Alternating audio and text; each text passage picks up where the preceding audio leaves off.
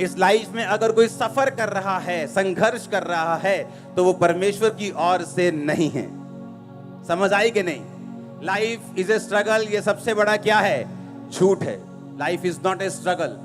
आपने अपने बच्चों को स्ट्रगल करने के लिए पैदा नहीं किया। आपने ये प्लान नहीं किया कि चलो पहला बच्चा करते हैं ताकि ये सदा फाइनेंशियल मुश्किल में रहे, दूसरा बच्चा चलो सदा ये बीमार रहे, चलो तीसरा बच्चा करते हैं सदा इसमें मुसीबतें रहे, सदा जेल में रहे। ऐसा होता है कभी? ऐसा कोई नहीं सोचता। अगर आप नहीं सोचते, परमेश्वर ने कहा तेरी और मेरी सोच में जमीन और आसमान का फर्क है। अगर तू अपने बाल बच्चों को अच्छी वस्तुएं दे सकता है बुरा होकर भी, तो मैं अपने बाल बच्चों को अच्छी वस्तुएं क्यों ना दूंगा? अगर तू रोटी मांगने पर सांप नहीं देता, तो मैं अपने बच्चों को अच्छी वस्तुएं मांगने वालों को क्यों नहीं दूंगा? Life is not a struggle, ये झूठ है। लाइफ स्ट्रगल तब है जब हम अपने पिता से, अपने परमेश्वर से डिस्कनेक्टेड हैं। हमें नहीं पता कि जीवित परमेश्वर कौन है, इसीलिए life is a struggle. Life struggle नहीं है, नहीं तो हालेलुया। लाइफ स्ट्रगल नहीं है, इसलिए परमेश्वर ने आपको बाइबल दी है। अगर आप यहोशू 6 पढ़ें तो उसमें लिखा, परमेश्वर ने कहा यहोशू ये सामने यरीहो की दीवार है, और आजकल की दीवारों की तरह वो 13 इंच या 4 इंच या 9 इंच या 18 इंच की नहीं थी, फुटों में थी। इतनी बड़ी मोटी दीवार थी कि उसके ऊपर घर पड़ जाते थे। समझ आ रही कि नहीं? घर थे उसके ऊपर, दीवार इतनी मोटी थी, इतनी मोटी दीवार थी कि उसके ऊपर कमरे थे, घर थे उसकी, इतनी मोटी वो दीवार थी। वो इतनी मोटी थी कि कोई तोप, गोला, कोई उस जमाने के जो आधुनिक हथियार थे उस जमाने के हिसाब से वो दीवार को हटा नहीं सकते थे। कुछ भी दीवार पे मार दो, दीवार को हटा नहीं सकते। वो इतनी मोटी बनाई गई थी, और उस दीवार से उस शहर को घेर लिया गया था ताकि कोई भी एनिमी उस दीवार के अंदर ना आ सके, और उस दीवार के ऊपर फौजी खड़े रहते थे। परमेश्वर ने वायदा किया था कि वो देश मैं तुम लोगों को, यहोशू तुम लोगों को दूंगा। और परमेश्वर ने कहा यहोशू जा और उस दीवार के रोज एक चक्कर लगा के आ, रोज याजकों को साथ ले जा, वाचा के संदूक वचन को साथ ले जा, और रोज उस दीवार का एक चक्कर लगाना और कुछ मत बोलना। 7वें दिन 7 चक्कर लगाना। जब 7 चक्कर पूरे हो जाएं, याजक नरसिंगा फूंके, और जब नरसिंगे का शब्द सुनाई दे, सब लोग हालेलुया के जयकारे मारना, दीवार गिर जाएगी। अब सुनो ध्यान से, जो भी परमेश्वर हमें देता है बाइबल में, जो पुराने नियम की कहानियां हैं, वो एक प्रतिबिंब यानी एक आईना है, एक एग्जाम्पल है हमारे लिए। बाइबल कहती है, परमेश्वर ने कहा याजकों को साथ लेके जाना। यानी आपकी लाइफ में भी ऐसा समय आता है, मेरी लाइफ में भी आया, जब हमें मालूम होता है कि ये जो दीवार है, ये जो मुसीबत है, ये जो बीमारी है, या जो ट्रबल मुझे घेर के खड़ा है, इसका ना तो कोई मेडिकल हल है, ना कोई दुनिया इसका हल है, ना मेरा माँ प्यो इसका हल कर सकता है, ना मेरी पत्नी, ना मेरा पति, ना मेरे बच्चे, कोई इसका हल नहीं कर सकता। इसका हल सिर्फ परमेश्वर कर सकता है। समझ आई कि नहीं? ऐसा आपकी लाइफ में अगर नहीं हुआ तो वो होगा, ताकि परमेश्वर अपनी उपस्थिति साबित कर सके कि मैं तुम्हारी लाइफ में जीवित हूं। अब हुआ क्या? बाइबल कहती जैसे ही वो जा रहे थे, उन्होंने 7 चक्कर लगाए। आपकी लाइफ में जो इम्पॉसिबल चीजें हैं, कि आपका पति 20 साल से शराब पी रहा है, आपकी सुनता नहीं, लेकिन जब आप चर्च में आए आपको मालूम होना चाहिए अब वो आपकी सुनने वाला है। लेकिन वो होगा कैसे? ये परमेश्वर ने एग्जाम्पल्स दिए हैं बाइबल में। उसने कहा जब तुम 7 चक्कर लगा लेना तो जय जयकार करना। और बाइबल कहती है वो पहले दिन जब गया तो वाचा का संदूक यानी वचन को लेके गया और याजकों को लेके गया। आप जानते हैं कितने क्रिश्चियंस हैं इस दुनिया में जो ब्रेक हैं, जो टूटे हुए हैं, जो परमेश्वर से दूर हैं, लेकिन है क्रिश्चियन। कारण क्या है? कारण यह है कि वाचा का संदूक वो साथ लेके गए। आज क्रिश्चियंस हद से ज्यादा गिनती में हैं जो रोज बाइबल नहीं पढ़ते। आप जानते हैं आपने लंगड़े चलते हुए हर संडे देखे हों तो भी आप विश्वास में बने नहीं रह सकते जब तक आप खुद बाइबल नहीं पढ़ेंगे और खुद नहीं सुनेंगे। आप मेरी बात समझ रहे कि नहीं? आपने अपने सामने मुर्दा जिंदा होता देखा हो, अंधे देखे हों, पागल संगलों से छूटते हुए देखे हों, तो भी आपको वचन पढ़ने की जरूरत है। आपको मालूम? अगर आप वचन नहीं पढ़ेंगे, आपकी स्पिरिट में शैतान अविश्वास के साथ और अपने ऐसे वचनों के साथ और अपने ऐसे क्वेश्चंस के साथ अटैक करेगा जिसका जवाब आपके पास नहीं होगा, क्योंकि शैतान कभी भी इमोशनल जवाबों से नहीं मरता, वो वचन के जवाबों से मरता है। आप समझ रहे क्या? हाँ, आपके इमोशंस क्या है कि आपने लगड़े चलते हुए देखे, वो इससे नहीं मरता। आपके अंदर वचन क्या है? और बाइबल कहती है वो वचन को साथ लेके गए, वचन उठाया हुआ था। दूसरा, याजकों के साथ। आज कितने क्रिश्चियंस हैं जिनके साथ जो अच्छी चर्चों से संबंध रखते हैं? कितने क्रिश्चियंस ऐसे हैं जिनके साथ ऐसे याजक हैं जो परमेश्वर के करीब हों, फिर वो कहते हैं वो दीवार क्यों नहीं गिरी? फिर वो कहते हैं हमारी लाइफ में जो इम्पॉसिबल काम है वो पूरा क्यों नहीं हुआ? परमेश्वर कहां है? अरे परमेश्वर तो वही है जहां वो था। परमेश्वर तो तब भी था जब यरीहो की दीवार नहीं गिरी थी, वो तब भी था जब गिरी थी। अब बात यह है कि परमेश्वर की हुक्मों को, उसकी आज्ञाओं को, उसके जो हुक्म हैं उन्होंने माना कि नहीं माना।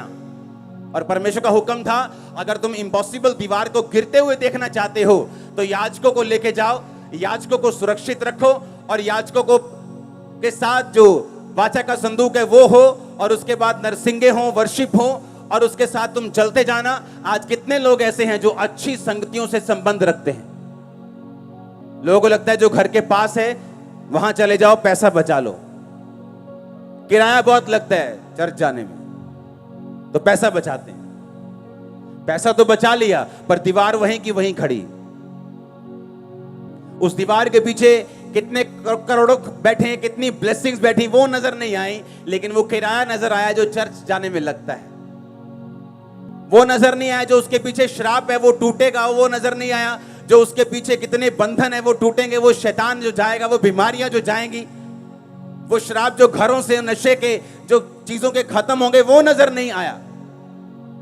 और बाइबल कहती है वो याजकों को लेके चले, वाचा का संदूक जिसमें परमेश्वर के हाथ के लिखे हुए वचन थे वो लेके चले, और उन्होंने जब वर्शिप की 7वें दिन 7 बार चक्कर मार के, हालेलुया, परमेश्वर ने कहा 7वें दिन तुम 7 बार चक्कर, एक शहर के जब तुम 7 चक्कर लगा लोगे तुम्हारी हालत क्या हो जाएगी? अगर कोई आज का लीडर वहां होता ना, कहता ऐ करो, तू ही पता, तू ही मारो पहला नारे, ताड़ा शरीर भी उदों ऐन चुस्ती च होना है। आप परौंठे परौंठे खा के चलते हैं, पहला नारे मार लांगे ते बाद च घूम लांगे। हाँ, परमेश्वर ने क्या कहा? परमेश्वर ने कहा पहले तुम चक्कर लगाओगे 7। हाय, 7 चक्कर। लेडीज भी हैं उसमें, बच्चे भी हैं उसमें, बुजुर्ग भी हैं उसमें। कई बार परमेश्वर जो करने के लिए बोलता है ना, वो सेंसलेस लगता है। ऐसा लगता है कि परमेश्वर निर्दयी है, ऐसा लगता है कि परमेश्वर को आज का मालूम नहीं आज क्या चल रहा है दुनिया में। अरे छोटा सा बच्चा है, चर्च में गर्मी बहुत होगी, अरे आज बारिश बहुत है, आज गर्मी बहुत है। आज जब वो शारीरिक रूप में थक गए, परमेश्वर ने कहा अब मारो जय जयकार के नारे। सुनो, समझ आई कि नहीं? और हमें थोड़ी सी गर्मी से डर लगता है चर्च में बैठने में। हालेलुया। इसीलिए आत्मिक चीजों में हम लोग पीछे, जबकि हमें आगे होना चाहिए। अब आगे जा रहे हैं, आगे जा रहे हो, परिवार समेत आगे जा रहे हो, फाइनेंस समेत आगे जा रहे हो, सेहत समेत आगे जा रहे हो। यीशु मसीह के नाम में आमीन हो चाहिए। बरकत तुम्हारी है चर्च। उन्होंने कहा जब तुम 7 चक्कर लगा लोगे तो नारे मारेंगे। बच्चे भी होंगे, बुजुर्ग भी होंगे, लेडीज भी होंगी, जेंट्स भी होंगे, बड़े भी होंगे, छोटे भी होंगे। 7 चक्कर लगाने के बाद शहर के अब हम जय जयकार के नारे लगाएंगे। और जब तुम जय जयकार के नारे लगाओगे, हालेलुया बोलोगे, तो उसने कहा दीवार गिर जाएगी। और जब दीवार गिरी, अगर लोग इस साइड थे कि अंदर वाले ये ना सोचे कि स्पेशल केमिकल लेके आए और दीवार इधर गिरी, जबकि दीवार किधर गिरी? इधर वाली साइड, जैसे किसी ने उनकी ओर से धक्का मारा हो। हालेलुया। और जब दीवार गिरी, परमेश्वर कहता अब चढ़ जाओ और जो कुछ तुम्हारे सामने है ले लो, मैं तुम्हें तुम्हारे हाथ में करता हूं सारा कुछ। हालेलुया। वो तुम्हारे हाथ में करने वाला, बीमारियों को हाथ में करने वाला, उन श्रापों को तुम तोड़ दोगे खुद अपने हाथों से, पैरों से। उसके पहले के सारे इंस्ट्रक्शंस आपको माननी होगी। आमीन। आपको एक वर्शिपर बनना होगा। सुबह निकले घर से, अगर लेट निकले तो किराया कम तो नहीं लगा? उतना ही लगा ना, ज्यादा ही लगा होगा 10 रुपए, कि ऑटो वालों ने पता कि काका घंटा रह गया हूं तो 15 लगणगे। हाँ, उतना ही किराया लगा, उतना ही एफर्ट लगा, तो क्यों नहीं टाइम पर आए हम? 1 घंटा भी हम वर्शिप मिस क्यों करें? आधा घंटा भी वर्शिप मिस क्यों करें? लेकिन ये स्पिरिचुअल नॉलेज, ये आत्मिक नॉलेज, ये आत्मिक सेंस सब लोगों को नहीं है। इसलिए सारे लोग यहोशू के जैसे नहीं है, सारे दाऊद के जैसे नहीं है, सारे शमूएल के जैसे नहीं। ये नहीं कि परमेश्वर ने आपको दाऊद की तरह नहीं चुना या आपको पतरस की तरह नहीं चुना, उसने सबको चुना है काम बड़े करने के लिए। लेकिन आपका रिस्पांस कैसा है आत्मिक चीजों के लिए, ये मायने रखता है। हम सुबह टाइम से नहीं निकले, वो बर्तन जो सुबह 7 बजे धोने चाहिए वो हम 9 बजे धो रहे हैं, ये हमारी गलती है। जो काम हम सुबह कर सकते आलस की वजह से नहीं किया, और चर्च में 1 घंटा लेट है।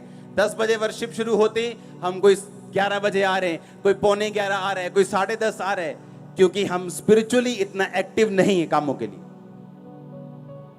अगर आप यहां आए हैं तो मैं सुबह 5 बजे का मान लो आपको देख रहा हूं, मैं रात को अपने प्रेयर रूम में हूं। अगर मैंने क्रूसेड पे जाना है तो कई दिनों तक मैं प्रेयर रूम में हूं। मुझे मीटिंग मिस करनी पड़े कोई बात नहीं, लेकिन मैं प्रेयर में हूं। आत्मिक चीजों का एक मकसद है। हालेलुया। और जब रिजल्ट आता है फिर आपको नजर आता है, अच्छा देखो कितना अच्छा रिजल्ट आया। हालेलुया। लेकिन उस रिजल्ट के लिए आपको कुछ प्राइस, कुछ मूल्य आपको अदा करना होता है, जो हम अदा करने के लिए तैयार हैं या नहीं। हालेलुया। अब वो लोग जिनकी लाइफ में वचन है, वो लोग जिनकी लाइफ में वर्शिप है, वो लोग जिनकी लाइफ में अच्छी संगति है, वो लोग मार नहीं खा सकते। अच्छी संगति उनको संभाल के रखती है। जो वचन वो खुद पढ़ते हैं उनको संभाल के रखते हैं। जो वर्शिप वो खुद करते हैं वो उनके बंधनों को तोड़ती है। आमीन। और इसीलिए परमेश्वर ने हमें वचन दिया, पुराना नियम दिया, नया नियम दिया। हम उन वचनों को स्टोरीज की तरह, जैसे अन्य जातियां पढ़ती हैं अपने पुरानी स्टोरीज की तरह, जिनसे, लेकिन ये स्टोरीज नहीं है, ये जीवित वर्ड है। ये सिखाता है कि उस समय ऐसे हुआ था, अगर तुम पैटर्न फॉलो करोगे तो तुम्हारे साथ भी वैसा हो सकता है, तुम भी ब्लेस हो सकते हो, तुम्हारी भी जो कंडीशन है वो सुधर सकती है। इम्पॉसिबल पॉसिबल हो सकता है, वो हो सकता है। 100% मैंने देखा है। हालेलुया।